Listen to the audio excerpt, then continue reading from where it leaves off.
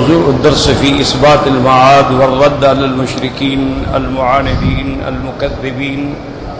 سورة الدخان، تفسير ابن كثير. الحمد لله رب العالمين، والصلاة والسلام على أشرف الأنبياء وسيد المرسلين سيدنا محمد وعلى آله وأصحابه أجمعين. اللهم صل على سيدنا محمد وعلى آل سيدنا محمد كما صليت على إبراهيم وعلى آل إبراهيم في العالمين إنك حميد مجيد. أعوذ بالله من الشيطان الرجيم. بسم الله الرحمن الرحيم. إن هؤلاء ليقولون إن هي إلا موتتنا الأولى وما نحن بمنشرين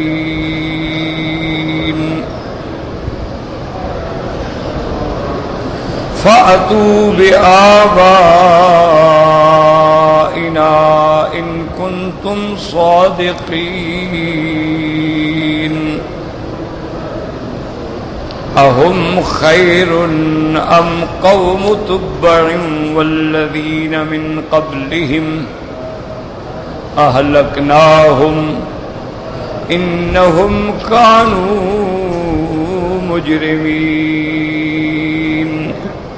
قال المؤلف والمفسر رحمه الله تعالى: أدام النفع بعلومه وعلومكم في الدارين آمين. إلى أن قال: يقول تعالى منكرا المشركين في إنكارهم الباس والمعاد وأنه ما سمى إلا هذه الحياة الدنيا ولا حياة بعد الممات ولا باس ولا نشور، ويحتجون بآبائهم الماضين الذين ذهبوا فلم يرجعوا فإن كان الباس حقا فأتوا بآبائنا إن كنتم صادقين. اب مفسر رحمۃ اللہ علیہ ان آیات کی تفسیر فرماتے ہیں کہ اللہ تبارک و تعالی نے مشرکین کا رد فرمایا ہے، کیونکہ وہ دوبارہ اٹھنے سے اور معاد کا انکار کرتے تھے. وہ یہ کہتے تھے کہ نہیں ہے مگر یہی دنیا کی زندگانی، ولا حیات بعد الممات، مرنے کے بعد دوبارہ پھر زندگی نہیں ہوگی، ولا باس ولا نشور، نہ کوئی قبروں سے اٹھے گا اور نہ کوئی حشر نشر ہوگا. وَيَحْتَجُّونَ بِآبَائِهِمُ الْمَاضِينَ، اور دلیل پکڑتے ہیں کہ ہمارے باپ دادا جو اتنا عرصہ ہوا مر گئے وہ بھی تو دوبارہ نہیں اٹھے. فَلَمْ يَرْجِعُوا فَإِنْ كَانَ الْبَعْثُ حَقًّا، اگر دوبارہ اٹھنا حق ہے تو فَأْتُوا بِآبَائِنَا إِن كُنتُمْ صَادِقِينَ، تو ہمارے باپ دادے کو پہلے اٹھا کے لے آؤ. وَهَذِهِ حُجَّةٌ بَاطِلَةٌ وَشُبْهَةٌ فَاسِدَةٌ فَإِنَّ الْمَعَادَ إِنَّمَا هُوَ يَوْمُ الْقِيَامَةِ لَا فِي الدَّارِ الدُّنْيَا بل بعد انقضائها وذهابها وفراغها يعيد الله العالمين خلقا جديدا ويجعل الظالمين النار جهنم وقودا. اب مفسر رحمۃ اللہ علیہ فرماتے ہیں کہ کافروں کا یہ کہنا جو ہے یعنی بالکل باطل بات ہے اور ایسا شبہ ہے جس کی کوئی حقیقت نہیں، کیونکہ اللہ تبارک و تعالیٰ نے جو وعدہ فرمایا ہے کہ سب لوگ اٹھیں گے وہ قیامت کے دن کا وعدہ ہے. یہ نہیں کہ دنیا کے اندر ان کو ہم دوبارہ اٹھائیں گے، بلکہ وعدہ یہ ہے کہ جب قیامت ہوگی یہ عالم فنا ہو جائے گا تو ہم دوبارہ سب کو اٹھائیں گے. اللہ تبارک و تعالیٰ پھر انس و جن کو دوبارہ کھڑا فرمائیں گے. وَيَجْعَلُ الظَّالِمِينَ، اور جو کافر ہیں مشرک ہیں ان کو جہنم کا ایندھن بنائیں گے. یوم تکون شہداء علی الناس یکون الرسول علیکم شہیدا، اور جس دن آپ کی امت جو ہے وہ بھی لوگوں کے گواہی دے گی اور حضور پاک صلی اللہ علیہ وسلم بھی سب پہ گواہی دیں گے. ثم قال تعالی متحدثا لهم متوعدا ومنذرا لهم بأسه الذي لا يرد. اب اس کے بعد اللہ تبارک و تعالی نے ان کی تحدید کی اور ان کو سخت وعید کا بیان فرمایا. کما حل باشباعهم ونذرائهم من المشرکین المنکرین للبعض كقوم تبع، کہ جیسے پہلی امتوں پر جو لوگ انکار کرتے رہے، جو شرک کرتے رہے، قیامت کا انکار کرتے رہے، انبیاء کا انکار کرتے رہے، جیسے ان پہ عذاب آئے ہلاک ہوئے تم پر بھی پھر عذاب آئے گا.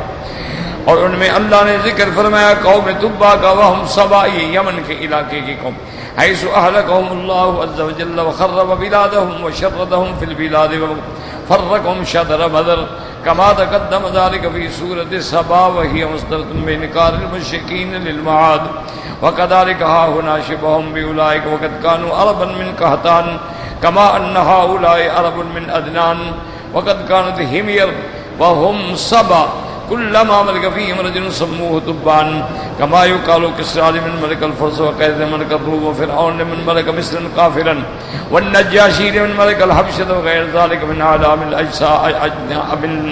الأجناس. اب مفسر رحمۃ اللہ علیہ فرماتی ہیں کہ جیسے اللہ نے قوم تبا کو ہلاک کر ڈالا، اللہ نے ان کے بلاد کو اجاڑ دیا، اللہ نے ان کو دنیا کے اندر منتشر کر ڈالا کہ نہ گھر رہا نہ در رہا. کما تقدم ذلک فی سورۃ سبا، جیسے کہ سورۃ سبا میں آپ مفصل پڑھ چکے ہیں. تو ان مشرکین کا بھی معاد کے انکار کا نتیجہ یہی ہوگا. اب فرماتے کہ ذالک ہاہنا شبہہم بأولئک، اللہ تبارک و تعالیٰ نے قوم تبا کی مثال اس لیے دی کہ قوم تبا بھی عرب تھے اور وہ من ولد قحطان تھے، اور مکے والے بھی عرب ہیں، من ولد عدنان ہیں. تو جیسے ان پہ عذاب آیا تم پہ بھی ایسے عذاب آئے گا. یہ بنو حمیر تھے، وہم سبا کلما ملک فیہا رجل، ان کے اندر جو بھی بادشاہ بنتا تھا اس کا لقب جو ہے تبا ہوتا تھا. کما یقال کسرا، جو فارس کا بادشاہ بنے اس کا لقب کسرا تھا، اور جو روم کا بادشاہ بنتا اس کا نام کیسر تھا، اور جو مصر کا بادشاہ بنتا اس کا لقب فرعون تھا، اور جو حبشے کا بادشاہ بنتا اس کا لقب نجاشی تھا. تو معنی یہ ہے کہ تبا کوئی ایک نہیں ہے، تبا تو کئی گزرے ہیں. اور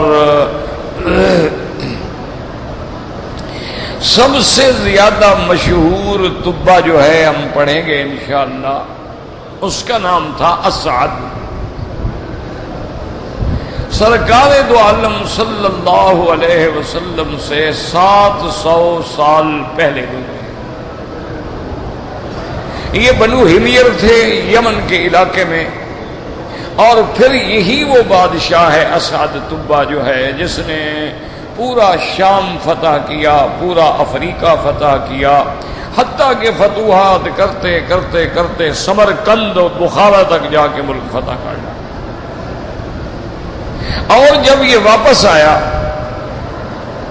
تو اس نے، یہ گزر رہا تھا مدینہ منورہ کے راستے سے، اس نے مدینے والوں پر بھی چڑھائی کی. لیکن مدینے والے لوگ جو تھے ماشاءاللہ وہ یہ کرتے کہ دن میں تو ان کی جنگ ہوتی، رات کو مدینے والے کھانا بنا کے اس کی فوج کو بھیجتے کہ بھی مہمان تو ہیں نا ہمارے، لڑ رہے ہیں الگ بات ہے لیکن آئے تو ہمارے ملک میں. اس سے تبا بڑا شرمندہ ہوا، اس نے کہا یار یہ تو ایسے لوگ ہیں، ان سے کیا لڑنا ہے. تو اس نے لڑائی جو تھی بند کر دی، اور اس نے یہود کے علماء کو بلایا جو کہ یہود آباد تھے، ان کے بڑے بڑے علماء کو بلایا کہ بھی یہ کون سا شہر ہے، یہ کیسے لوگ ہیں، میں ان پہ جنگ کر رہا ہوں وہ مجھے کھانا بھیجتے ہیں. انہوں نے بتلایا کہ یہ مدینہ منورہ ہے، اس کا پہلا نام جو ہے یثرب ہے، اور یہ دار الہجرہ ہے حضرت سیدنا محمد مصطفیٰ صلی اللہ علیہ وسلم کا. ایک اللہ کے نبی پیدا ہوں گے جو امام الانبیاء والمرسلین ہوں گے، خاتم الانبیاء والمرسلین ہوں گے. آپ پیدا مکے میں ہوں گے لیکن ہجرت فرما کے پھر اسی شہر میں آئیں گے اور یہی قیام فرمائیں. تو اس نے کہا کہ میں ان سے لڑائی نہیں لڑتا، اور روانہ ہو گیا. بعض مورخین نے یہ بھی لکھا ہے کہ اس نے مدینہ منورہ سے جانے کے بعد پوچھا کہ راستے میں کون سا شہر آتا ہے، انہوں نے کہا مکہ ہے. انہوں نے کہا چلو اس پہ بھی چڑھائی کرو، وہی ہمارا راستہ ہے، یمن نکل جائیں گے ہم. یہ خط اللیس جو ہے یہ یمن جا رہا ہے. اب جب وہ مکہ مکرمہ کے قریب آیا تو ایک ایسا اندھیرا چھا گیا کہ دن میں بھی آدمی کو اپنا ہاتھ دکھائی نہیں دیتا.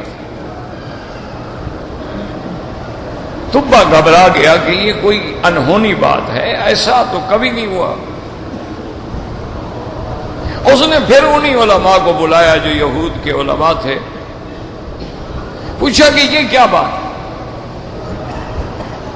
انہوں نے کہا راستے میں ایک مقام ہے جس کا نام مکہ مکرمہ ہے، اس کے بارے میں تم نے کیا سوچا ہے؟ اس نے کہا میں نے سوچا کہ حملہ کروں گا، لڑائی کروں گا، فتح کروں گا۔ انہوں نے کہا یہی عذاب ہے، وہ اللہ کا گھر ہے اور جو اس پہ چڑھائی کرتا ہے پھر اللہ اس پہ عذاب مسلط کر دیتے، لہذا تم اس بات سے توبہ کرو اور خیریت کے ساتھ مکے سے گزر جاؤ تو سب مصیبت ٹل جائے گی۔ اس نے توبہ کی، معافی مانگی اور منت مانی کہ یا اللہ اگر آپ نے مجھے خیریت سے اپنی فوج کے ساتھ اپنے ملک میں پہنچا دیا ہے تو میں تمہارے گھر پہ غلاف چڑھاؤں۔ تو فوری طور پر وہ اندھیرا چھٹ گیا، روشنی ہو گئی اور وہ آیا، اور سب سے پہلا کعبۃ اللہ پہ غلاف چڑھانے والا جو ہے وہ تبہ اکبر ہے۔ اس سے پہلے غلاف نہیں ہوتا تھا، بس ایسے ہی عمارت تھی۔ بعد میں تو پھر ہر قوم جو ہے نا تبہ کے بعد جو بھی آتے گئے پھر وہ غلاف چڑھاتے رہے، اور کعبۃ اللہ کا غلاف مبارک جو ہے کبھی سفید بھی تھا، کبھی سبز بھی تھا، کبھی سرخ بھی تھا، کبھی مختلف رنگوں کا بھی تھا۔ پھر قریش بھی غلاف چڑھاتے رہے، اور ہم مسلمانوں کے لیے یہ بات جو ہے سنت اس لیے بن گئی کہ حضور پاک نے انکار نہیں کیا۔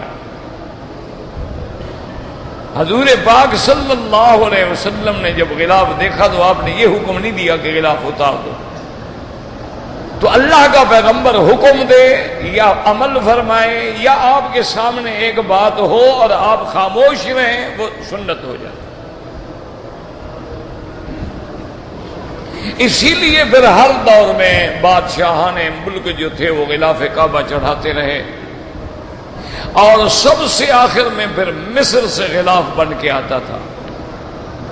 حضرت عمرو بن العاص نے جب مصر فتح کیا تو مصر جو ہے ایک بڑا یعنی سرسبز و شاداب زرعی ملک تھا، وہاں پیسہ تھا، دولت تھی، کپاس تھی، وہاں سے غلاف بن کے آتا تھا ہر سال اور کعبۃ اللہ پہ چڑھایا جاتا تھا۔ لیکن اس کے بعد کچھ انہوں نے اختلاف کیا تو پھر یہاں کی حکومت رشیدہ نے فیصلہ کر دیا کہ بھی اب کسی سے نہ لیا جائے۔ اب اللہ نے ہمیں بھی اتنی دولت دے دی ہے کہ ہم غلاف کعبہ چڑھا سکتے ہیں، تو انہوں نے پھر حکم دیا بھی اب ہم کوئی ہدیہ قبول نہیں کریں گے، ہم غلاف کعبہ خود بنائیں۔ اچھا خوش قسمتی ہے کہ ایک دفعہ آپ کے ملک کو پاکستان کو بھی آرڈر ملا تھا کہ غلاف کعبہ بنائے، لیکن ہمارا ملک تو پھر نرالا ملک ہے نا ماشاءاللہ، انہوں نے جلوس نکال دیے غلاف کعبہ کے لیے، بندے مر گئے، غلاف کعبے پہ چڑھا نہیں، جلوس پہلے شروع ہو گئے، زیارت پہلے شروع۔ وہ اللہ کے بندے، غلاف کعبہ کو تو تب برکت حاصل ہوگی جب کعبے پہ چڑھے گا، ابھی تو وہ کعبے پہ ڈالا ہی نہیں ہے، وہ تو ایک کپڑا ہے پھر۔ لیکن ہماری عادت ہے ہم تو ہر بات کا جلوس نکالتے ہیں، ہم تو حضرت حسین کا گھوڑا بھی نکال دیتے ہیں، تو یہ تو غلاف کعبہ تھا۔ ہم تو ماشاءاللہ ابھی تک وہ دلدل پکڑ کے لے آتے ہیں، حالانکہ دلدل خچر ہوتا ہے، گھوڑا نہیں ہوتا۔ دلدل جو ہے حضور پاک کو بادشاہ مقوقس نے ہدیہ کیا تھا، وہ خچر ہوتا ہے، وہ گھوڑا نہیں ہوتا۔ اور پھر سیدنا حسین رضی اللہ تعالی عنہ جب شہید ہوئے ہیں آپ کرب و بلا میں، تو نہ آپ کے پاس خچر تھا اور نہ آپ گھوڑے پہ سوار تھے، آپ نے تو اونٹوں پہ سفر کیا تھا۔ لیکن بس ہمیں تو جلوس نکالنے کی عادت ہے نا، میلاد شریف ہے جلوس نکالو، معراج شریف ہے جلوس نکالو، محرم شریف ہے جلوس نکالو، کسی پیر کا عرس شریف ہے جلوس نکال۔ تو جلوس کے آدھی غلاف چڑھا نہیں، ہم نے پہلے جلوس نکال لیا۔ انہوں نے کہا بابا یہ اہل بدعت ہیں، ان کا غلاف چڑھاؤ ہی نہیں، بس ختم کر۔ تو ہم محروم ہو گئے اس سعادت سے، ورنہ یہ ایک بہت بڑی سعادت ہوتی نا کہ ہمارے ملک کا غلاف آتا۔ لیکن بہرحال انا للہ و انا الیہ راجعون، تو اس کے بعد انہوں نے یہ فیصلہ کیا کہ اب ہم کسی سے خلاف نہیں لیں گے۔ تو اب الحمدللہ انہوں نے کسوت الکعبہ کے نام سے باقاعدہ ایک فیکٹری ہے، جس میں یہ غلاف کعبہ تیار ہوتا ہے، یہ کم سے کم کو 2.5-3 کروڑ ریال اس پہ لگتا ہے۔ یہ خالص ریشم سے بنا جاتا ہے اور اس کے اوپر جو کام ہے وہ خالص سونے کی تاروں کا ہوتا ہے، اور سارا سال اس کو بنانے میں لگ جاتا ہے۔ بہرحال تو سب سے پہلے غلاف کعبہ جو ہے وہ طب اکبر نے چڑھایا اور خیریت کے ساتھ مکے سے گزر گیا۔ پھر اس نے ان یہودی علماء کی تعلیمات سے متاثر ہو کر دین موسیٰ علیہ السلام قبول کیا۔ اس وقت دین موسیٰ علیہ السلام حق تھا، کتاب تورات تھی، لہذا وہ صحیح معنی میں مسلمان ہو گیا۔ جب بادشاہ مسلمان ہے، اس کی قوم بھی مسلمان ہو گئی۔ اور اسی طرح تاریخ میں یہ بھی واقع آتا ہے کہ ان تبابیہ میں سے تبا بادشاہ نے سرکار دو عالم صلی اللہ علیہ وسلم کے نام ایک خط لکھا، اور اس خط میں آپ نے یہ لکھا کہ یا محمد صلی اللہ علیہ وسلم، مجھے یقین ہے آپ پیدا ہوں گے، آپ سچے رسول ہوں گے، آپ امام الانبیاء ہوں گے، آپ خاتم الانبیاء ہوں گے، تو میں یہ خط لکھ کر آپ کو اس لیے بھیج رہا ہوں کہ میں آپ پر اسلام لا چکا ہوں، آپ کی آمد میں میری گواہی دیں گے، اور اگر اللہ نے مجھے موقع دیا اور اس دور میں میں زندہ ہوا جب آپ پیدا ہوں گے، تو میں آپ کا وزیر بنوں گا اور آپ کے حکم کے تابع رہ کے پورے آپ کے دشمنوں سے جہاد کروں گا، اور میری تمام طاقت، میری تمام فوج سب آپ کے حوالے ہوگی۔ اس نے وفد بھیجا، وہ خط لے کے مدینہ منورہ میں آیا، اور اس نے اپنے وفد کو حکم دیا کہ مدینہ منورہ میں ایک مکان بناؤ، ایک گھر بناؤ، اور وہ گھر جو ہے وہ حضور کے لیے وقف کر دو گے، جب حضور ہجرت کر کے مدینے آئے تو سب سے پہلے اپنے گھر میں رہیں، حضور صلی اللہ علیہ وسلم کو کسی کے گھر میں نہ رہنا پڑے۔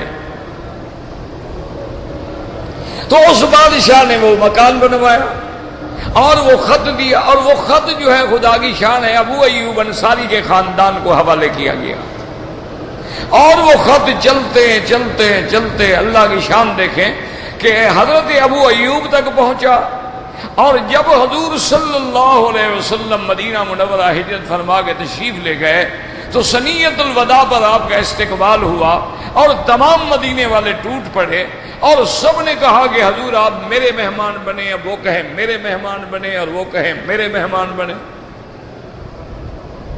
اچھا، خدا کی شان ہے کہ حضور کا جو نان کا خاندان ہے وہ بھی تو مدینے سے ہے، آپ کی والدہ مدینے سے تھی۔ اب بنو نجار آ گئے، وہ کہیں جناب ہمارا حق ہے، اوس آ گئے، خزرج آ گئے، بڑے بڑے قبائل آ گئے، انہوں نے کہا جی آپ ہمارے مہمان بنے۔ حضور پاک صلی اللہ علیہ وسلم نے فرمایا کہ بھائی بات سنو، اب اتنے بندوں کا تو میں مہمان نہیں بن سکتا ہوں، مہمان تو میں نے لازماً کسی ایک گھر میں بننا ہے، تو اس لیے آپ لوگ یوں قطار بنا کے کھڑے ہو جائیں، اور میں اپنی اونٹنی پہ چلوں گا، میرے اللہ کو جہاں منظور ہے وہاں میری اونٹنی بیٹھ جائے گی، اور جہاں میری اونٹنی بیٹھ جائے گی، جس گھر کے آگے بیٹھ جائے گی، میں اسی کا مہمان بنوں گا۔ اب جس کے پاس سے اونٹنی گزر جاتی بس وہ بیچارہ لا امید ہو جاتا، اور آگے جو کھڑے تھے وہ امید میں ہوتے ہمارے گھر کے آگے آئے گی۔ تو آخر چلتے چلتے چلتے مسجد قباء جہاں ہے اس کے پچھلی جانب میں وہ گھر ہے ابو ایوب انصاری کا، یہاں آگے اونٹنی بیٹھ گئی۔ حضور صلی اللہ علیہ وسلم نے فرمایا کہ بھئی اب ہم تو ابو ایوب کے مہمان ہوں گے، میری اونٹنی یہاں بیٹھ گئی۔ اب سب خاموش ہو گئے، اور وہ خط بھی ابو ایوب کے پاس تھا، اور جس گھر میں ٹھہرے وہی گھر تھا جو طبا نے بنایا۔ تو یہ اللہ تبارک و تعالیٰ کا ایک نظام ہے اور شان ہے۔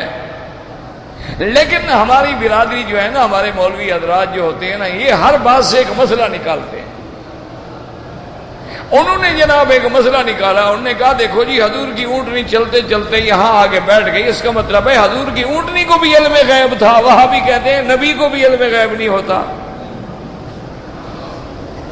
دیکھو کیسے مسئلہ نکال لیا ماشاءاللہ، اونٹنی کے بعد بھی علم غیب لے گئے۔ اچھا یہ بھی نہ سوچا بدبختوں نے کہ اگر اونٹنی کو بھی علم غیب ہو، نبی کو بھی علم غیب ہو، تو پھر علم غیب کی شان کیا رہی؟ وہ کچھ تو سوچو نا جھوٹ بولتے ہوئے۔ بھی اگر علم غیب جانوروں کو بھی ہوتا ہے نعوذ باللہ، تو پھر انبیاء یا اولیاء کو ہو تو کیا شان بڑھ گئی؟ لیکن نہیں، ان نے تو اپنی بات کرنی ہے نا۔ حالانکہ سوچنا چاہیے کہ تم کیا کہہ رہے ہو، کہ اگر علم غیب اتنی سستی چیز ہے کہ جانوروں کو بھی ہو جاتا ہے، تو پھر انبیاء اولیاء کی شان کیا ہوئی؟ تو اصل یاد رکھو، یہ ضد ہوتی ہے، اللہ کے قرآن میں اور احادیث میں معانی کو بدل دیتے ہیں جھوٹے عقیدوں کو قائم رکھنے کے لیے۔ اب وہ ایک بات کہہ بیٹھے ہیں کہ انبیاء بھی عالم الغیب ہوتے ہیں، اولیاء بھی عالم الغیب ہوتے ہیں، ان کو تمام علوم ہوتے ہیں، علم کلی ہوتا ہے، تمام علم۔ فرق اتنا ہوتا ہے کہ اللہ کا تو ذاتی علم ہے، ان کا عطائی علم ہے۔ وہ کہتے ہیں فرق یہ ہے کہ اللہ کا جو علم ہے وہ تو اس کی ذاتی ہے، لیکن ان کو تو اللہ نے دیا ہے۔ وہ اللہ کے بندہ ہی عطائی ہے، وہ بندے کا وجود کس نے دیا ہے؟ تو یہاں عطائی اور ذاتی بحث کا کیا مطلب ہے؟ یہ تو عقل کے پتہ نہیں کو پردے ڈھیلے ہو گئے ان کے، کیا ہو گیا؟ اور جب انسان خود ہی عطا ہے، اللہ نے پیدا کیا ہے نا، وہ تو ہے ہی عطا، ذات کیا ہے اس کی؟ تو یہ ذاتی عطائی کی بحث کرنا۔ اور یاد رکھو اگر حدیث پڑھ لیتے تو لوگوں کو ایسا دھوکہ نہ دیتے۔ حضور پاک صلی اللہ علیہ وسلم نے فرمایا حبسھا حابس، فرمایا میری اونٹنی کو علم غیب نہیں بلکہ اس روکنے والے نے روک دیا ہے۔ یہ علم غیب نہیں، اللہ نے روک دیا۔ حبسھا حابس الفیل، اور حضور نے یہ بھی فرمایا کہ جیسے اللہ نے ابرہا کے ہاتھیوں کو روک دیا تھا، اللہ تبارک و تعالیٰ نے ان جانوروں کو روک دیا تھا جب وہ کعبے پہ چڑھائی کرنے کے لیے آئے تھے، اور ان کا سب سے بڑا ہاتھی جو تھا، طاقتور ہاتھی جو تھا، جس کو دیکھ کے دنیا دنگ رہ جاتی تھی، دہل جاتی تھی، اس کا نام محمود تھا۔ اب اس کو تیار کر کے ابرہا نے حکم دیا کہ اس کو آگے چلاؤ، سب سے پہلے جا کے یہ ٹکر مار کے کعبے کی دیوار کو گرائے گا۔ اس کا ایک سائز تھا، اس کے چلانے والا تھا، اس نے آہستہ آہستہ کان میں جا کے کہا کہ محمود خیال رکھنا، تیرا بادشاہ تمہیں اللہ کے کعبے سے لڑانا چاہتا ہے۔ اب جناب کہتے ہیں کہ ہاتھی آگے جب کریں کعبے کی طرف تو کھڑا ہو جائے، اور جب کعبے سے رخ پھیریں تو چل پڑے۔ اللہ نے روک دیا کہ ادھر نہیں آنا۔ اب جتنا زور لگا سکتا تھا نا جی بادشاہ، اس نے حکم دیا مارو ہاتھی کو۔ ہاتھی کو مارتے ہیں، لیکن جب رخ کعبے کی طرف کرتے ہیں تو ہاتھی ٹھہر جاتا ہے، اور جب اس کا رخ یمن کی طرف پھیرتے ہیں ہاتھی چل پڑتا ہے۔ لیکن انجام یہ ہوا، ابھی اسی ہاتھیوں کی لڑائی میں تھے، اللہ تبارک و تعالی نے فرمایا وَأَرْسَلَ عَلَيْهِمْ طَيْرًا أَبَابِيلَ تَرْمِيهِمْ بِحِجَارَةٍ مِّن سِجِّيلٍ فَجَعَلَهُمْ كَعَصْفٍ مَّأْكُولٍ۔ اللہ نے حکم دیا ابابیل پرندے، یاد رکھو یہ جو کعبے کے اوپر اڑتے ہیں یہ ابابیل نہیں ہیں، وہ خاص پرندے تھے جو جدے کی طرف سے، سمندر کی طرف سے آئے تھے، اور حملہ کرنے کے بعد، اٹیک کرنے کے بعد، کعبے کے دشمنوں کو ملیا میٹ کرنے کے بعد وہ فوج واپس چلی گئی، وہ اس کے بعد کسی کو نظر نہیں آئی۔ یہ لوگوں نے بنا رکھا ہے ابابیل ہیں، ابابیل ہیں، ابابیل۔ اللہ نے حکم دیا ارسل علیہم طیرن ابابیل، وہ پرندے جب آئے، ایک ان کے پاؤں پنجے میں پتھر ہے، دوسرے پنجے میں پتھر ہے، اور ایک چونچ میں پتھر ہے۔ یاد رکھو اب ابابیل بھی تو عالم الغیب ہو گئے کہ انہوں نے راستے میں بھی پتھر نہیں گرائے، مکے والوں پہ بھی نہیں گرائے، مینا میں جانے کے بعد سب نے ہاتھیوں پہ گرائے، کسی اور پہ نہیں گرائے۔ ان کو بھی علم غیب تھا کیا کرے؟ ضد کا کیا علاج ہے کہ جب آدمی ضد میں آ جاتا ہے قرآن بدل ڈالے گا. خود تو بدلتے نہیں، قرآن کو بدل دیتے ہیں. خود کبھی نہیں بدلیں گے لیکن قرآن کو بدل دیں گے. اللہ کا حکم ہوتا ہے، اللہ جس چیز کو جو حکم دے وہ تعمیل کرے گا. اسی لیے اللہ نے جب فرشتوں سے حکم دیا تھا انبئونی باسماء ہؤلاء ان کنتم صادقین، اللہ نے فرمایا ملائکہ مجھے بتاؤ ان چیزوں کے کیا نام ہیں.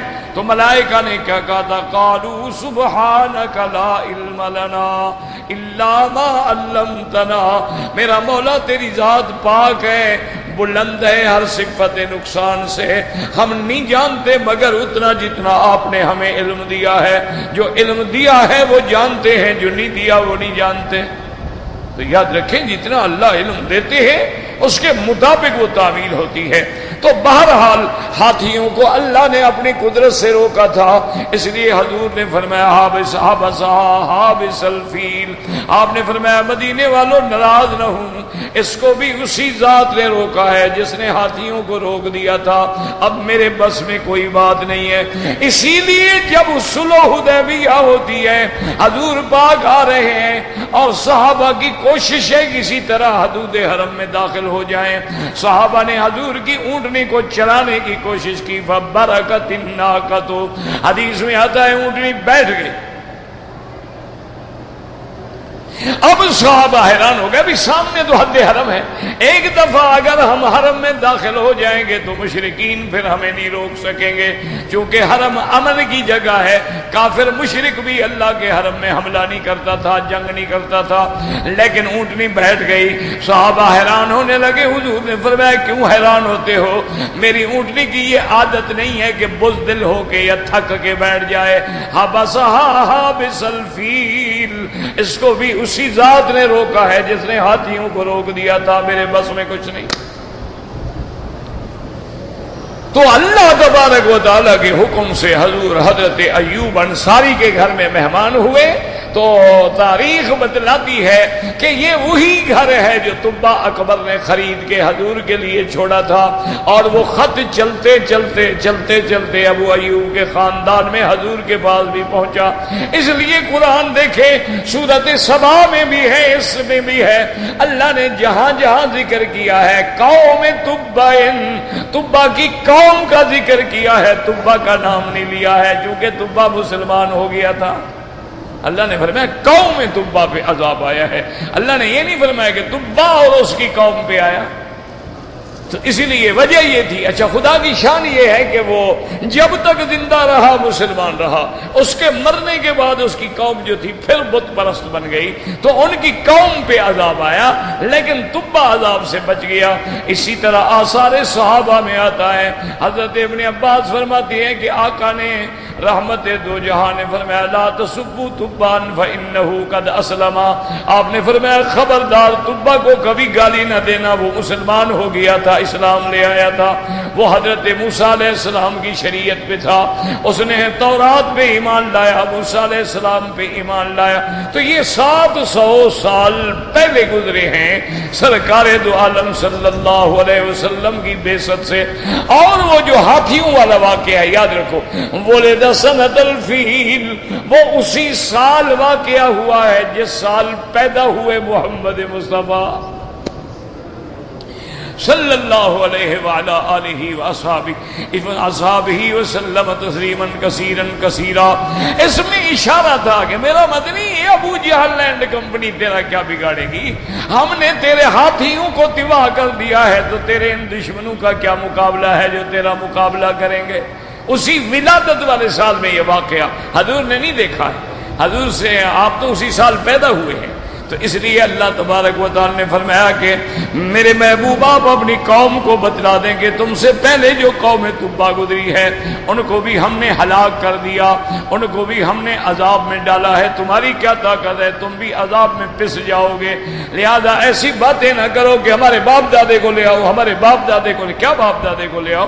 اللہ قیامت والے دن اٹھائیں گے. یہ تو نہیں کہا کہ دنیا میں ہم ان کو کھڑا کریں گے، دنیا تو ختم ہو جائے گی. اصل بات یاد رکھو یہ ہوتی ہے کہ قیامت کے انکار کرنے والے کئی قسم کے لوگ ہیں.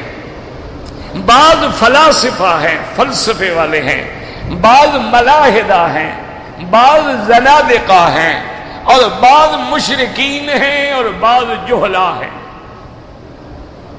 یاد رکھو، وہ جو فلاسفہ اور ملاحدہ ہیں وہ یہ کہتے ہیں کہ دیکھو جی قرآن کہتا ہے قیامت قریب ہے. کئی مقام پہ قرآن کہتا ہے کہ قیامت قریب ہے، قریب ہے، قریب ہے. وہ کہتے ہیں جناب ہزاروں سال گزر گئے، موسیٰ علیہ السلام بھی کہتے تھے قیامت قریب ہے، عیسیٰ علیہ السلام بھی کہتے تھے قیامت قریب ہے، نوح علیہ السلام بھی کہتے تھے قیامت قریب ہے. ہزاروں سال گزر گئے ابھی تو آئی نہیں، پتہ نہیں کیسے قریب ہے. کیونکہ قرآن نے کئی مقام پہ اقتربت الساعۃ وانشق القمر، اللہ نے فرمایا قیامت قریب آ گئی، چاند دو ٹکڑے ہو گیا. اسی طرح فرمایا واقترب الوعد الحق، اللہ کا وعدہ قریب آ گیا. اسی طرح فرمایا اقترب للناس حسابهم وهم فی غفلت معرضون، حساب کا دن قریب آ گیا لیکن لوگ غفلت میں پڑے ہوئے ہیں. یہاں بھی لفظ قریب ہے. اسی طرح اللہ نے فرمایا انہم یرونہ بعیدا ونراہ قریبا، میرا مدنی یہ کافر اس کو دور سمجھتے ہیں، ہم دیکھتے ہیں قریب ہے. اسی طرح قرآن کہتا ہے لعل الساعۃ تکون قریبا، ہو سکتا ہے کہ قیامت تیرے قریب ہو. اور میرے آقا نے بھی فرمایا بعثت انا والساعۃ کہاتین، جیسے یہ دو انگلیاں ملی ہوئی ہیں اسی طرح میرا زمانہ، میری بعثت اور قیامت بھی ملے ہوئے ہیں. تو اب دشمن اس لیے اعتراض کرتے ہیں کہ جی قریب کا کیا معنی ہے؟ وہ کہتے ہیں چلو ہم حضرت موسیٰ علیہ السلام کا زمانہ بھی نہ لیں، سرکار کا زمانہ لے لیں، تو اب 1430 سال گزر گئے ہیں، قریب کا کیا معنی ہوا؟ کہتے ہیں قریب کا معنی ہوتا ہے 1 دن 2 دن 4 دن 10 دن. اب یہ تو قریب نہیں نا کہ کوئی آدمی کہے کہ جی آپ نے مجھے قرضہ کب دو گے، وہ کہے جی ان قریب دے دوں گا. وہ کہے یار ان قریب نہیں، کچھ بتاؤ جی 3 سال بعد. وہ کہے گا 3 سال قریب ہوتا ہے بلا؟ وہ کہتے ہیں قریب کا معنی یہ ہوتا ہے کہ 1 دن 2 دن 4 دن 1 رات 2 رات، جیسے کہ اللہ نے حضرت لوط علیہ السلام کے زمانے میں فرمایا ہے کہ جب قوم آ گئی اور انہوں نے مطالبہ کیا، حضرت لوط گھبرا گئے کہ قوم میری بڑی بد کردار ہے، یہ لڑکوں سے بدفعلی کرتی ہے اور میرے مہمان ہیں، اور بندے میں بدبخت کہتے ہیں مہمان ہمیں دو.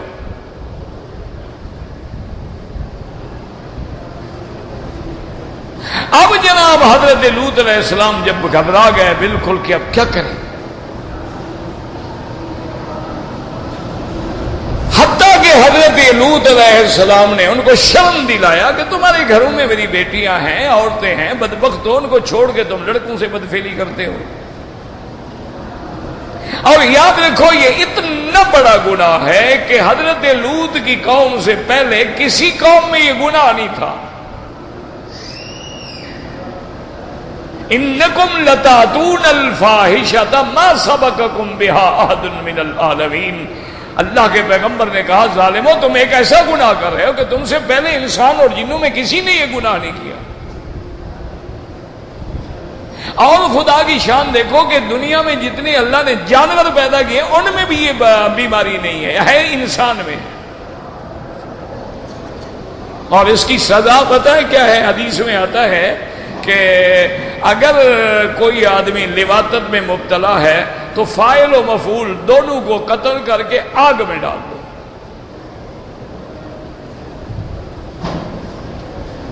امام ابو حنیفہ رحمۃ اللہ علیہ فرماتے ہیں ان کو وہی سزا دو جو اللہ نے قرآن میں دی. تو اب حضرت موسیٰ حضرت لوط جب گھبرا گئے کہنے لگے لو ان لی بکم قوۃ، کاش میرے پاس طاقت ہوتی، کاش میرے پاس بھی آج کوئی فوج ہوتی، لشکر ہوتا، قوت ہوتی، طاقت ہوتی تو میں تمہارا مقابلہ کرتا، میں اکیلا آدمی کیا کروں؟ اب اللہ کے فرشتے بول پڑے، انہوں نے کہا کہ بھی اب انتہا ہو گیا. قالوا یا لوط انا رسل ربک. انہوں نے کہا لوط علیہ السلام مت گھبراؤ، ہم بچے شچے نہیں، ہم کوئی چھوکرے ووکرے نہیں ہیں، ہم تو اللہ کے فرشتے ہیں. لن یصلوا الیک، ان کو طاقت ہی نہیں ہے کہ ہمیں ہاتھ لگائیں، ہمیں نہیں ہے تو آپ کو بھی ہاتھ نہیں لگا سکتے. آپ رات کو چلے جائیں. ان موعدهم الصبح الیس الصبح بقریب. فرشتوں نے کہا حضرت لوط ان کا ہلاک ہونے کا وقت مقرر ہے، جب صبح کا تارا چمکے گا تیری قوم کا تارا ڈوب جائے گا ہمیشہ کے لیے. تو لوط علیہ السلام نے کہا کہ یار ابھی تو رات ہے، صبح کو ان کو ہلاک، ابھی مارو بدبختوں کو. انہوں نے کہا لوط علیہ السلام صبر کرو، صبح قریب ہے، وہ دور تو نہیں ہے نا. الیس صبح بے قریب. تو بہرحال یہ تو بات بنتی ہے قریب کہ ابھی رات تھی، صبح ہوئی، عذاب آ گیا. وہ کہتے ہیں کہ جناب یہ تو 1430 سال گزر گئے، یہ کیسے قریب ہے؟ اس لیے وہ قرآن پہ اعتراض کرتے ہیں اور قیامت کا انکار کرتے ہیں. جب ان کے دماغوں میں یہ بات نہیں بیٹھتی ہے تو وہ اعتراض کرتے ہیں. لیکن یاد رکھو اس کے وہ علماء نے کئی جواب دیے ہیں. ایک جواب تو یہ دیا مفسرین نے، محدثین نے، علماء نے، کہ قریب کا معنی یہ ہوتا ہے کہ ہر آنے والی چیز قریب ہوتی ہے اور جانے والی دور ہوتی ہے. اب دیکھو رمضان آ رہا ہے تو روز قریب ہو رہا ہے یا دور ہو رہا ہے؟ وہ آ رہا ہے، شعبان تو جا رہا ہے. تو دنیا جا رہی ہے اور آخرت آ رہی ہے. الدنیا مدبرۃ والآخرۃ مقبلۃ. دنیا جانے والی ہے، آخرت آنے والی. ہر آنے والی چیز قریب ہوتی ہے. ایک جواب یہ دیا. دوسرا علماء نے یہ جواب دیا ہے کہ بدبختو غور کرو، انسانوں کی اصطلاحات الگ ہوتی ہیں اور قدرت کی اصطلاحات الگ ہوتی ہیں. ایک ہے ہم کہیں کہ یار یہ جگہ قریب ہے یا دور ہے. ایک اللہ کہیں تو اللہ کا اپنا علم ہے، اس کی اپنی اصطلاحات ہیں، تو کسی مخلوق کو اس پہ اعتراض کرنے کا کیا حق ہے؟ اب دیکھیں نا، آپ ایک گلوب بناتے ہیں، ایک پورا یعنی ایک فٹ بال کی شکل میں ایک گول گلوب بنا کے پوری دنیا کا ورلڈ میپ بنا دیتے ہیں، پورے عالم کا نقشہ بنا دیتے ہیں. چھوٹے چھوٹے اشارے ہوتے ہیں کہ یہ نیلا رنگ بتا رہا ہے کہ یہ دریا ہے، یہ سبز رنگ بتا رہا ہے کہ یہاں سبزہ ہے، یہ رنگ بتا رہا ہے یہاں پہاڑ ہیں، یہ رنگ بتا رہا ہے کہ مشرق ہے، یہ رنگ بتا رہا ہے شمال ہے، یہ رنگ بتا رہا ہے صحرا ہے. وہ ہوتا تو اتنا ہے، لیکن دنیا میں کتنے دریا ہیں، کتنے سمندر ہیں؟ تو ایک اشارہ ہے. تو اگر اللہ نے کسی چیز کو قریب کہا ہے تو اس کے بھی اشارات ہیں. بندے کا کام ہے کہ اس پہ ایمان لے آئے. بعض علماء نے یہ بھی جواب، انہوں نے فرمایا کہ جیسے اللہ فرماتے ہیں کہ کل متاع الدنیا قلیل، یہ ساری دنیا کی جو نعمتیں ہیں، یہ ساری دنیا کی جو چیزیں ہیں، یہ بالکل معمولی سے نفع اٹھانے والی چیز ہے. تو ساری دنیا جس میں ارب خرب لوگ ہیں، لیکن اللہ فرماتے ہیں یہ تو معمولی چیز. کیوں کہ اس کو جب ہم قیامت کے سامنے ٹکر دیتے ہیں تو یہ بالکل معمولی چیز ہے. کیوں؟ یہ نعمتیں جتنی اچھی ہوں لیکن فنا ہونے والی ہیں، تو فنا ہونے والی چیز تو فنا ہوگی، باقی رہنے والی باقی رہے گی. اور بعض علماء نے اس کا اور جواب دیا. انہوں نے کہا قریب بعید کا معنی یہ زمان کے اعتبار سے نہیں ہے، مکان کے اعتبار سے نہیں ہے. یہ معنی ہے قریب الوقوع کہ یہ چیز ہو سکتی ہے. یہ بدبخت کہتے ہیں بعید یہ نہیں ہو سکتی، یعنی یہ بعید معنی یعنی غیر ممکن، بعید الوقوع ہے. اور اللہ نے فرمایا نہیں ہو سکتی ہے، ہم جب چاہیں قیامت آ سکتی ہے، لیکن ایک وقت مقرر کر دیا، اس سے نہ آگے ہوگی نہ پیچھے ہوگی. تو اس لیے اللہ تبارک و تعالیٰ نے ان آیات میں تحدید فرمائی. اللہ تبارک و تعالیٰ نے فرمایا ظالموں ڈر جاؤ، اہم خیر ام قوم تبع والذین من قبلہم، جو آپ سے پہلے گزر چکے ہیں، اہلکناہم، ہم نے ان کو بھی ہلاک کر دیا، انہم کانوا مجرمین، تھے وہ قوم کافر مجرم ظلم، ولکن اتفق ان بعض طبابیتهم خرج من الیمن وسار فی البلاد حتی وصل الى سمرقند واشتد ملکہ وعظم سلطانہ وجیشہ واتسعت مملکتہ وبلادہ وقصرت رعایاہ وهو الذي مسر الحيرة فاتفق أنه مر بالمدينة النبوية وذلك في أيام الجاہلیہ۔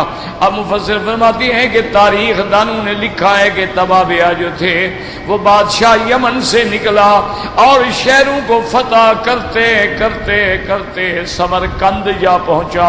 اتنا بڑا ملک، اتنا بڑا غلبہ، اتنی بڑی طاقت، اتنا بڑا لشکر، اتنا بڑی رعایا، اور کہتا ہے اتفاق کی بات یہ ہے کہ وہ گزرا مدینہ پاک سے زمانہ جاہلیت میں۔ فاراد قتال اہلہ فمانعوہ وقاتلوہ بالنہار وجعلوا یقرونہ باللیل فاستحیا منہم وکف عنہم۔ کہتے ہیں کہ اس نے آگے جب مدینے والوں پہ حملہ کیا، مدینے والوں نے بھی مقابلہ کیا، لیکن رات کو اس کو کھانا بھجواتے، دن میں مقابلہ کرتے، اس کو شرم آ گئی۔ واستضاء معه حبرین من احبار یہود، اس نے یہود کے دو عالموں کو ساتھ لیا۔ وَكَانَا قَدْ نَصَحَاهُ وَأَخْبَرَاهُ أَنَّهُ لَا سَبِيلَ لَهُ عَلَى هَذِهِ الْبَلْدَةِ فَإِنَّهَا مُهَاجِرُ نَبِيٍّ يَكُونُ فِي آخِرِ الزَّمَانِ۔ ان دو علماء نے تبا بادشاہ کو سمجھایا کہ تم اس ملک کو فتح نہیں کر سکتے ہو، یہ ملک وہ مقام ہے جہاں ہجرت کر کے آئیں گے حضرت محمد مصطفیٰ صلی اللہ علیہ وسلم۔ ورجعنا واخذهما معه الى بلاد اليمن فلما اتاد بمکہ اراد حدب الکعبۃ، ان کو بھی ساتھ لے لیا جب مکے کے قریب آیا، ارادہ کیا مکے پہ چڑھائی کروں اور کعبے کو گرا ڈالوں۔ نہیا عن ذلک اذا، انہوں نے منع کیا۔ واخبرہ بعظمۃ هذا البیت وانه من بناء ابراہیم الخلیل علیہ الصلوۃ والسلام۔ ان علماء یہود نے کہا کہ ایسا ہرگز نہ کرو، یہ کعبہ بڑی حرمت والا مقام ہے اور یہ وہ گھر ہے جس کو اللہ کے حکم سے حضرت ابراہیم علیہ الصلوۃ والسلام نے تعمیر کیا ہے۔ وَأَنَّهُ سَيَكُونُ لَهُ شَأْنٌ عَظِيمٌ، اس کعبے کو اللہ ایک عظمت دیں گے، شان دیں گے۔ علی ید ذلک النبی المبعوث فی آخر الزمان، آخر زمان میں جب محمد مصطفیٰ پیدا ہوں گے تو اللہ کعبے کو بھی رنگ لگا دیں گے۔ وعظمها وطاف بها وكساها الملا والوسائل والحبر، اس کے بعد اس نے آ کے کعبے کا طواف کیا اور کعبے پہ آ کے ریشم کے کپڑے ڈالے اور غلاف بھی ڈالا۔ ثم قضى راجعا الى اليمن ودعا اهلها الى التحول معه، اس کے بعد یمن لوٹ گیا اور لوگوں کو دعوت دی کہ وہ بھی دین موسیٰ علیہ السلام قبول کریں۔ وَكَانَ إِذَا دِينُ مُوسَىٰ علیہ السلام فِي مَن يَكُونُ مِنَ الْهِدَایَةِ قبل بِعْثَةِ الْمَسِیحِ علیہ الصلوٰۃ والسلام، چونکہ اس وقت جو دین حق تھا وہ دین موسیٰ علیہ الصلوٰۃ والسلام تھا۔ وَتَحَوَّلَ مَعَهُ آمَدْ أَهْلُ الْيَمَنِ، یمن کے اکثر لوگ جو تھے انہوں نے بھی دین موسیٰ علیہ السلام قبول کر لیا۔ وَقَدْ ذَكَرَ الْقِصَّةَ بِطُولِهَا الإمام محمد صاحب کتابہ السیرہ۔ اب مفسر فرماتے ہیں کہ محمد ابن اسحاق نے کتاب السیرت کے اندر اس واقعے کو بڑی تفصیل کے ساتھ بیان کیا ہے۔ واللہ اعلم۔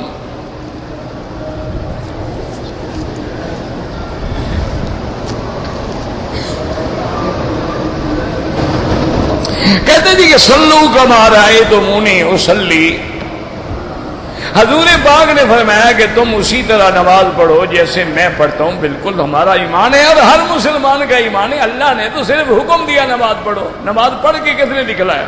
محمد مصطفیٰ نے۔ قرآن مقدس میں تو کوئی ایک آیت بھی ہمیں نہیں ملتی جو بتلائے کہ فجر میں 2 رکعتیں ہیں اور ظہر میں 4 ہیں اور عصر میں 4 ہیں اور مغرب میں 4 ہیں اور مغرب میں 3 ہیں اور عشاء میں 4 ہیں۔ تو یہ سارا نمونہ جو ہے وہ حضور پاک ہے۔ لقد کان لکم فی رسول اللہ اسوۃ حسنہ۔ باقی یاد رکھو تم نے جس لیے یہ حدیث لکھی ہے، اب تم بھی حضرت عبداللہ ابن مسعود کی حدیث پڑھو، کیونکہ نہ آپ نے زیارت کی نہ میں نے زیارت کی۔ عبداللہ ابن مسعود وہ ہیں کہ جنہوں نے علم بھی نبی سے حاصل کیا، نماز بھی نبی سے سیکھی اور حضور کے پیچھے کھڑے ہو کے نماز پڑھی۔ انہوں نے اپنے ساتھیوں سے کہا الا اصلی بکم صلاۃ رسول اللہ، آؤ میں تم کو وہ نماز پڑھ کے دکھاؤں جو حضور نے پڑھی ہے۔ تو انہوں نے پہلی دفعہ تو ہاتھ اٹھائے، اس کے بعد ہاتھ نہیں اٹھائے۔ تو ہم اسی حدیث پہ عمل کرتے ہیں۔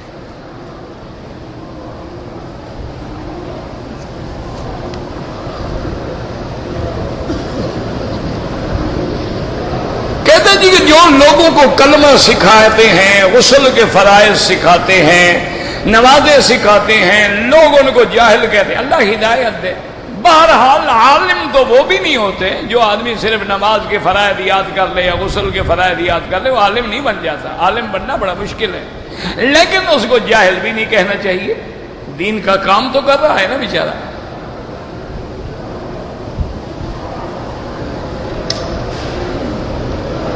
کہتے جی کہ بعض کہتے ہیں کہ فضائل اعمال میں حدیثیں ضعیف ہیں، تو سنن ترمذی میں بھی بڑی حدیثیں ضعیف ہیں، نسائی میں بھی حدیثیں ضعیف ہیں، ابن ماجہ میں بھی حدیثیں ضعیف ہیں، ان سے تم نکال لو، ان سے ہم کہیں گے مولویوں کو نکال دیں۔ چلو آؤ فیصلہ کر لیتے ہیں نا کہ جہاں جہاں حدیث ضعیف ہو نکال دو۔ تو سب سے پہلے تو سنن سے شروع کریں نا کہ سنن ترمذی ہے، سنن نسائی ہے، سنن ابن ماجہ ہے، اسی طرح آپ دیکھیں مصنف عبد الرزاق ہے، مصنف ابن ابی شیبہ ہے، اسی طرح مسانید ہیں، اسی طرح مراسیل ہیں۔ تو جہاں جہاں حدیثیں ضعیف ملے وہ نکالتے جائیں، پھر دیکھتے ہیں انشاءاللہ گھر میں دانے کتنے بچتے ہیں۔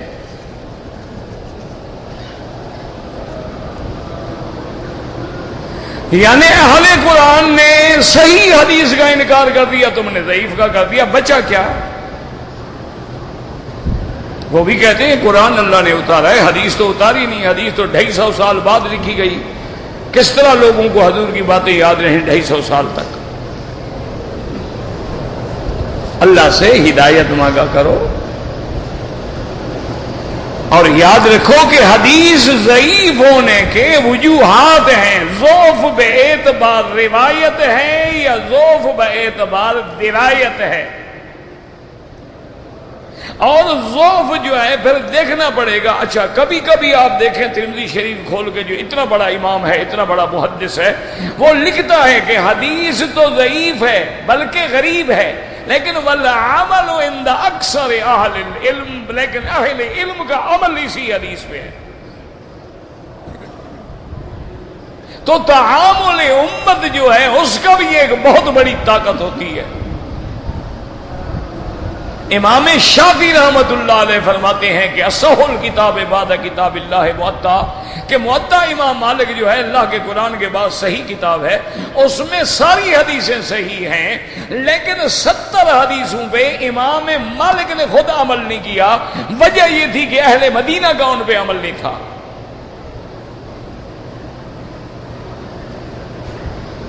اور کبھی حدیث بتاؤ ضعیف ہے، وجہ کیا ہے؟ ایک راوی اس میں آ گیا، لیکن وہ متن جو ضعیف حدیث میں ہے دوسری صحیح حدیث میں بھی موجود ہے۔ اسی لیے امام ترمذی کبھی کبھی لکھتے ہیں ھذا حدیث حسن صحیح غریب، کہ یہ حدیث حسن بھی ہے، صحیح بھی ہے، غریب بھی ہے۔ اب عجیب بات ہے بھئی، جب غریب ہے تو پھر صحیح کیسے ہو گئی؟ جب صحیح ہے تو پھر حسن کیسے ہو گئی؟ وجہ یہ ہوتی ہے کہ ایک سند کے ساتھ تو اس میں غرابت ہے، لیکن دوسری سند کے ساتھ وہ حسن ہے، اور ایک اس کی سند ہے جو اس کو درجہ صحیح میں لے جاتی ہے۔ اور اسی طرح بعض اوقات حدیث ضعیف ہوتی ہے لیکن طرق متعددہ ہوتے ہیں، تو بعضها یقوی بعضا، ایک دوسرے کو طاقت دے کے وہ درجہ حسن لغیرہ یا حسن لذاتہ تک پہنچ جاتی ہے۔ صرف یہ نہیں کہ ضعیف کا لفظ پڑھ کے جناب اچھلنا شروع ہو جاؤ کہ ابا ضعیف ہو جائے تو گھر سے نکال دو، حدیث ضعیف ہو جائے تو کتابوں سے نکال دو۔ یہ کیا بات ہوئی؟ اور پھر دوسری بات یہ ہے کہ تم نے تو نبی پاک کی بات کے سوا بات کسی کی مانتے ہی نہیں، تمہارے نزدیک تو کسی دوسرے کی بات جائز ہی نہیں نا، یا اللہ کا قرآن یا نبی کا فرمان۔ آپ دکھائیں حضور نے فرمایا کہ یہ حدیث ضعیف ہے، اگر تم یہ دکھا دو ہم تمہارے ساتھ، اور اگر حضور نے نہیں فرمایا تو اس کو ضعیف کس نے کہا؟ امتی نے کہا، پھر امتی کی بات مان رہے ہو، پھر تو تمہاری تقلید ہو گئی۔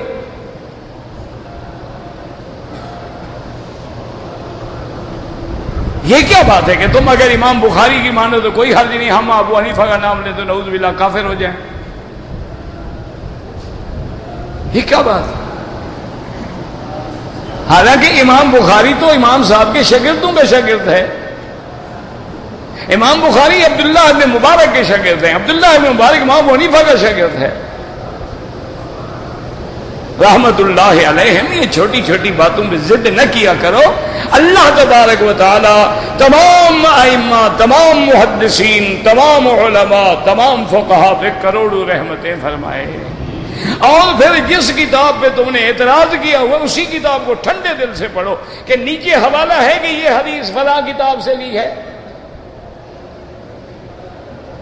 اگر وہ حوالہ موجود ہے تو پہلے اس کتاب والے کو پھانسی چڑھا دو، اس کو بعد میں چڑھاؤ. اور تیسری بات یہ یاد رکھو کہ محدثین کا بالاتفاق فیصلہ ہے. ایک ہوتے ہیں عقائد، ایک ہوتے ہیں احکام، ایک ہوتے ہیں فضائل. فضائل کے اندر ضعیف حدیث بھی حجت ہوتی ہے اور وہ تو ہے ہی فضائل. اسی طرح آپ ترغیب دیکھیں، ترہیب دیکھیں، طبرانی دیکھیں، ساری کتابیں دیکھیں جو یعنی فضائل میں لکھی گئی ان سب کے اندر روایات ضعیفہ ہوتی. یہ بلا وجہ کسی کو نشانہ نہ بنایا کریں. کوئی آدمی دین کا کام کر رہا ہے اس کو کرنے دو، یہ تو نہیں کہ دیوار بن جاؤ. اگر اس کے کام میں نقص ہے تم ساتھ مل کے اس کو ٹھیک کرو.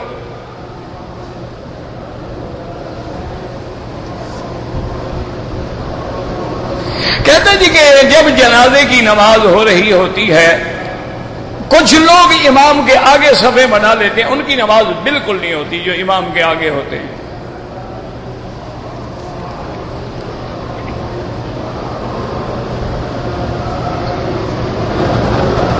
بہرحال ایک آدمی پاکستان سے آیا، احرام نہیں باندھا. 2 دن کے بعد مدینے سے احرام باندھ کے عمرہ کر لیا. وہ آیا بھی کام پہ تھا تو کوئی جرمانہ نہیں.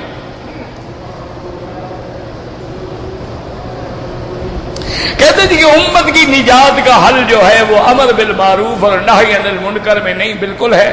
تو آج کل نہیں ہو رہا امر بالمعروف. یہ کیا ہو رہا ہے ابھی جو ہم کر رہے ہیں؟ یہ کیا ہے اللہ کے بندے؟ یہ کیا ہو رہا ہے؟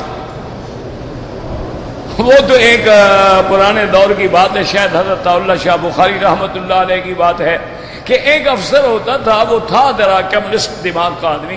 وہ ایک دن شاہ جی کو کہنے لگا کہ شاہ جی آپ لوگ جلسے کرتے ہیں، مولوی ساری ساری رات تقریریں کرتے ہیں، اپنے بھی گلے پھاڑتے ہیں، لوگ تو جہاں تھے وہیں کھڑے ہیں، تو کیا فائدہ تقریریں کرنے کا اور اپنی جان مارنے کا؟ کیا فائدہ ہے ان باتوں کا؟ شاہ جی نے فرمایا اچھا یہ بتاؤ کہ آج رات جلسے میں کتنے لوگ تھے؟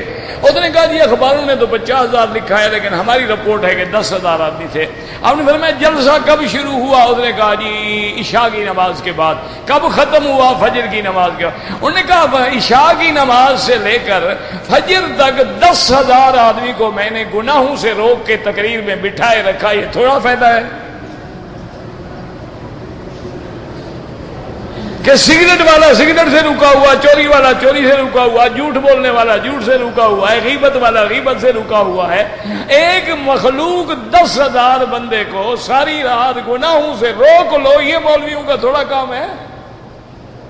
اور نے کہا ارے ایک دن میں کتنے جلسے ہوں گے؟ تو ہم نے تو لاکھوں لوگوں کو گناہ سے بچا دیا.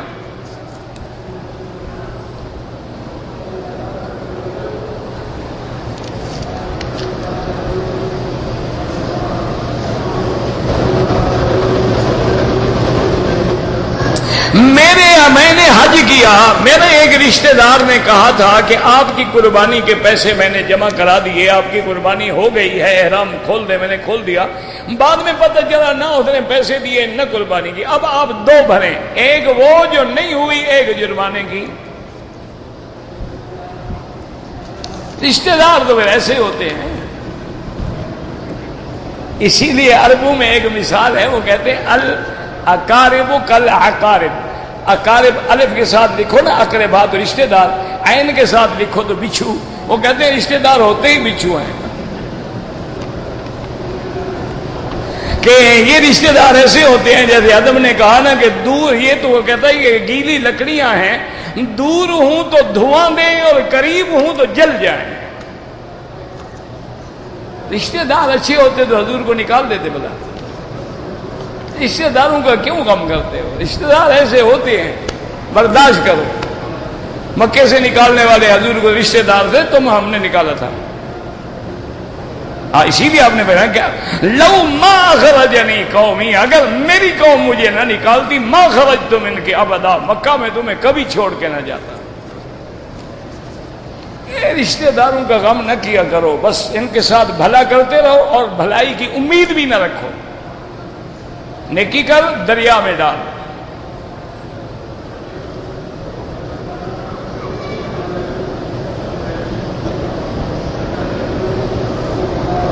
میرے لڑکے نے ایک انگریز لڑکی سے شادی کی ہے، وہ مسلمان ہو گئی ہے، نماز نہیں پڑھتی، دعا کرو، سکھاؤ، کوشش کرو. چلو ایک لڑکی مسلمان ہو گئی، بیٹے نے شادی کر لی، کیا ہو گیا؟ اچھی بات ہے، کیا گناہ کیا ہو گیا؟ اس نے کافر کو مسلمان بنا ڈالا، باقی نماز تم سکھا دو، سارا کام بیٹے پہ نہ رکھو نا.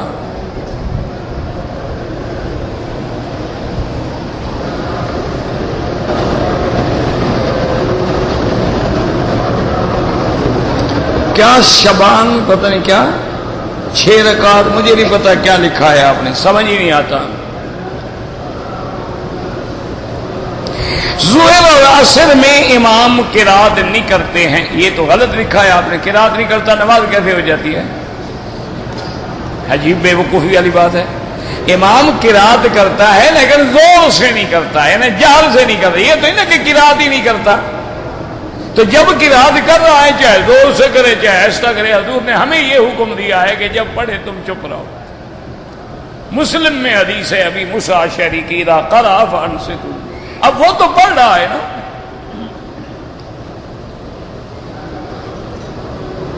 اگر 2-3 طواف اکٹھے کر لیں، بعد میں سب کی 2-2 رکعت پڑھیں.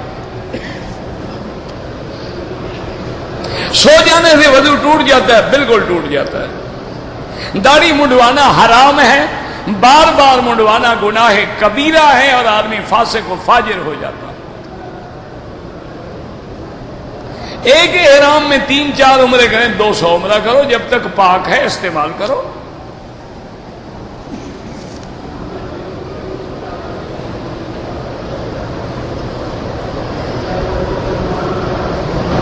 مکے میں رہنے والوں کو شوال سے لے کر حج تک عمرہ نہ کرنا بہتر ہوتا ہے، کیونکہ اہل عمرہ شوال میں کریں تو پھر آپ کا بنے گا تمتع اور بنے گا قران. وہ تو ہوتا ہی باہر والوں کے لیے.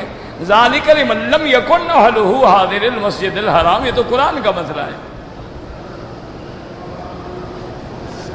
ہاں اگر کوئی مکے والا مثلا پاکستان چلا گیا، انڈیا چلا گیا، مدینہ چلا گیا، پھر وہ عمرہ کرے گا اور حج بھی کرے گا، تمتع ہو جائے گا.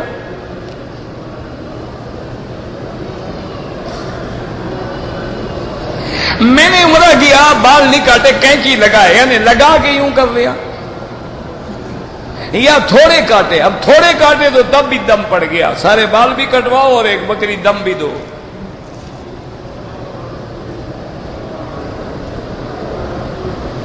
اگر ایک آدمی یہ کہے کہ اگر میں نے آپ کا کام نہ کروں تو میری بیوی کو طلاق ہے، تو نہیں کرے گا تو طلاق ہو جائے گی انشاءاللہ.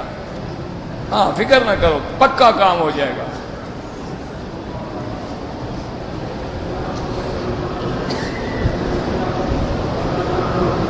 حضرت ابو بکر صاحب اسی طرح نماز پڑھی ہے جیسے مسلمان پڑھتے ہیں، اور کیا ہے.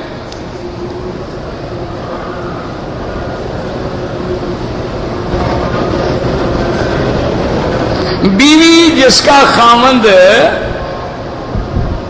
پتہ نہیں کیا یافتہ، صحت یافتہ، میت یافتہ، بیوی خامند کا عمرہ کر سکتی ہے.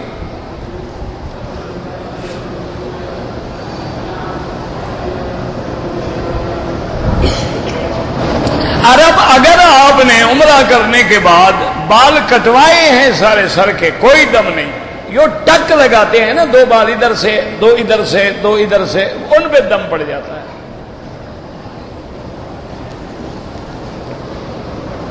اگر ہم عصر کے بعد طواف کریں، حنفی مسلک کے لوگ مغرب کے بعد 2 رکعت پڑھیں، اور حنابلہ رحمہم اللہ کے نزدیک اللہ کے حرم میں ہر وقت نماز جائز ہے. یہ کوئی جھگڑا نہیں. اللہ کے بندے خدا کے لیے حضور کی امت کو نہ لڑاؤ. یہ تو اللہ کی ہم پہ رحمت ہے. کیا مانا؟ مثلا ہم نے عصر کے بعد طواف کیا، ہمارا ارادہ ہے کہ انشاءاللہ مغرب بھی پڑھیں گے، عشاء بھی پڑھیں گے حرم میں آرام سے، مغرب کے بعد 2 رکعت پڑھو تاکہ کسی حدیث کا خلاف نہ ہو۔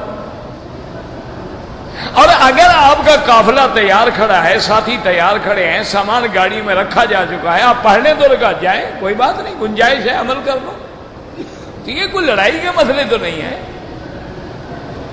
یہ اللہ کی رحمت ہے، تم نے اس کو عذاب بنا دیا ہے۔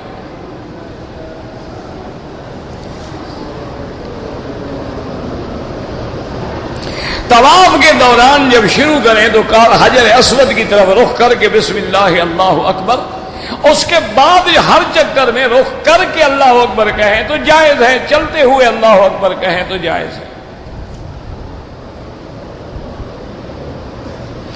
احرام کی حالت میں پہلے 3 چکروں میں دایاں کندھا نکالیں، بعد میں کوئی ضرورت نہیں، بس فوراً کپڑا ٹھیک کر لیں۔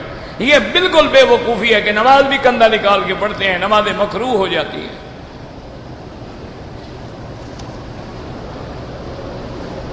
اگر تو قرآن یاد ہو پڑھتا رہے، طواف پڑھتا رہے، دیکھ کے بھی پڑھے، جائز ہے۔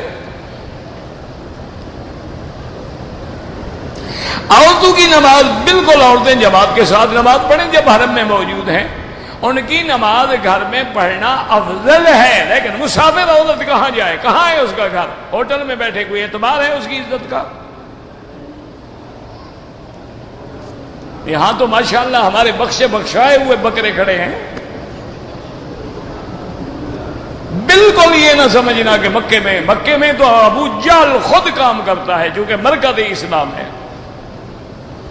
یہاں تو ابلیس لعین سب کو گمراہ کرنے کی کوشش کرتا ہے، بالکل اعتبار نہ کیا کریں۔ عورت حیض میں بھی ہو، لے آؤ حرم کے باہر بٹھا دو اس کو، اکیلا ہوٹل میں مت چھوڑو بالکل۔ اگر احرام کی حالت میں اپنے بال خود کاٹے، جائز ہے۔ عورت محرم کے بغیر طواف کرے، بالکل جائز ہے، سفر ناجائز ہے، طواف سفر تو نہیں ہے۔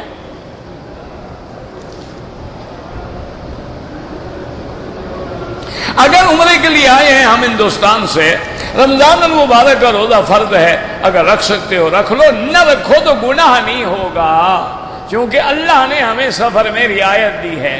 خطرہ ہوتا ہے، سفر ہے، کب جہاز پہنچے، کیا ہو، کیسے ہو، کیا حالات ہوں، نہ رکھو، قضا کر لو۔